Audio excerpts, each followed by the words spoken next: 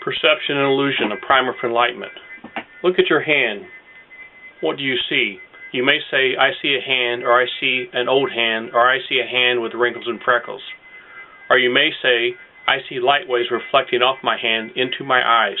You all do see this, don't you? Normally you don't think about seeing things this way, but you do it every waking moment. You see light reflecting off of things. You see energy waves. What else do you see?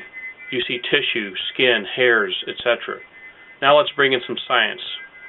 There are many things we know from science that have been proven beyond any reasonable doubt, like we know that the skin, the tissue, the bone are all made up of individual cells, so you're also seeing cells.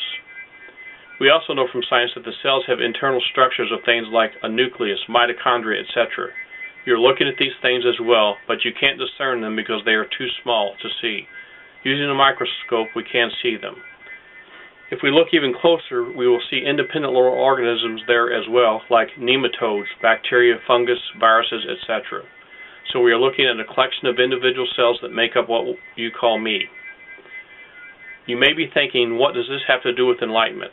This is probably not what you expected, is it? This is not about new beliefs, this is more about observation. This is about perception, which is creating illusion that prevents you from knowing reality. Don't believe anything I or anyone else tells you about truth, enlightenment, reality, etc. Investigate it for yourself. Let's go a bit further. If you look at the constituents of the cell closer, you will see molecules and then atoms. So no matter what part of your body you're looking at atoms. You're looking at what you believe to be yourself. We need to go one more layer down to get to the heart of this understanding. Atoms are made up of subatomic particles of electrons, neutrons, and protons. We could go further down in resolution, but this is far enough. All the matter, this computer you're watching the video on, the floor, the blades of grass, a grain of sand, are all made of atoms. You are made of atoms. There is one more thing besides subatomic particles that we must consider. That is empty space. How much empty space?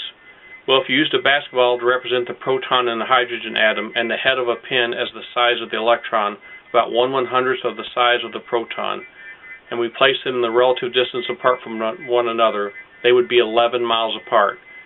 This, non-coincidentally, is about the same spatial relationship between the heavenly bodies and the empty space where they reside. So what you're really looking at when you look at any matter is mostly empty space, an intelligent organization of subatomic particles, but nonetheless 99.99% empty space. In fact, all matter in the universe is one gigantic sea of mostly empty space and intelligence energy. As the late Carl Sagan would say, billions and billions. If you look at the analogy of the ocean and you think about a wave in the ocean, when it temporarily swells up and seems to have a life of its own, it eventually recedes back into the ocean. Really, it never was separate from the ocean. It was just one big ocean.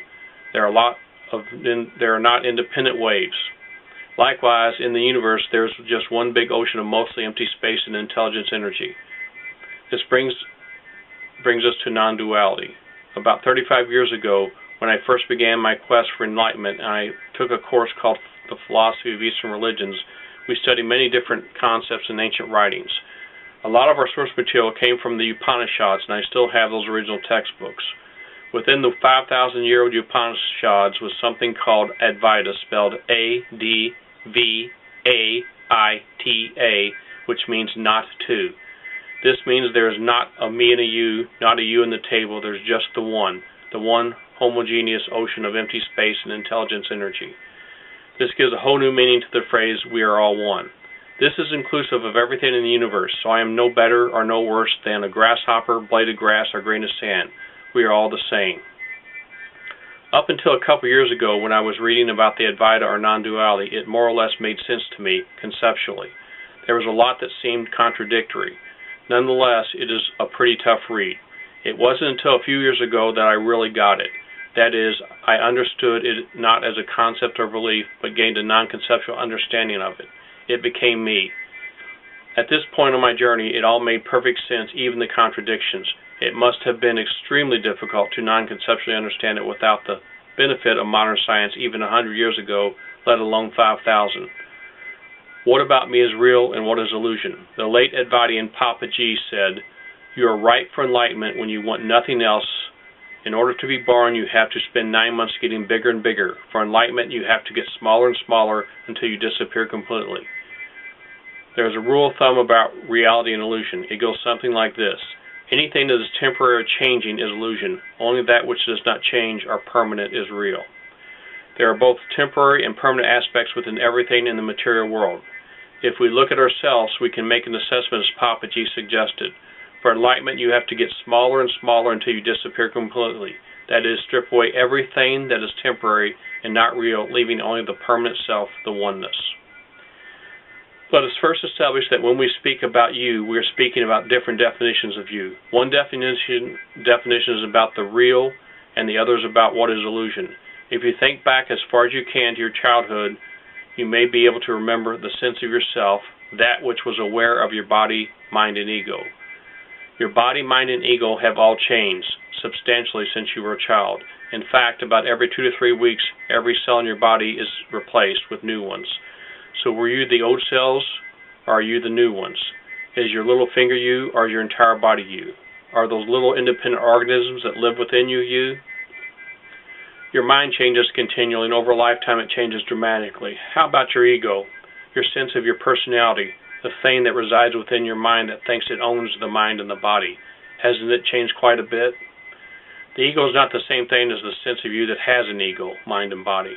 The real you is that sense of you that is experiencing or having awareness of the ego, mind, and body, and it never changes. It doesn't change, it doesn't evolve, it doesn't grow old, it can't be hurt, it can't be destroyed, it is invincible and eternal. This sounds eerily like something we have heard before.